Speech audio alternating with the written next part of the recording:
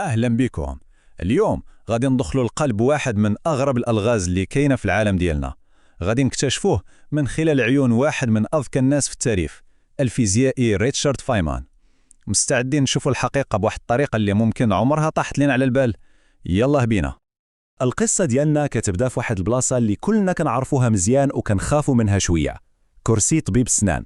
تخيلوا معايا فاينمان جالس تما وكيسمع داك الصوت الحاد ديال الآلة ديال الحفير كتوجد، ولكن باش يهرب من التفكير في الألم اللي جاي، العقل ديالو سافر به لواحد السؤال اللي هو أكبر وأعمق بكثير. فكروا فيها مزيان. هاد الآلة الصغيرة اللي في الديا ديال الطبيب، منين كتجيها هاد القوة كلها؟ راه المصدر ديالها شي حاجة هائلة وجاية من بلاصة بعيدة بزاف، ممكن يكون شي سد كبير على بعد مئات الكيلومترات. إذن كيفاش حركة الماء في داك السد البعيد كتقدر توصل في البلاصة وبشكل فوري لهاد الآلة الصغيرة وتخليها تدور بهاد الدقة والسرعة؟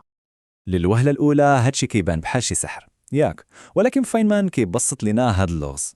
كيقول لنا أن هاد التكنولوجيا اللي كتبان معقدة بزاف فالأصل ديالها هي مجرد ظاهرة طبيعية بسيطة كتعتمد غير على جوج ديال المواد، النحاس والحديد. أجيو نشوفوا كيفاش هاد الجوج كيهضروا مع بعضياتهم عن بعد. كل شيء كيبدا في السد، تما القوة الجبارة ديال الماء كتدور واحد العجلة ضخمة، هذه هي الشرارة الأولى.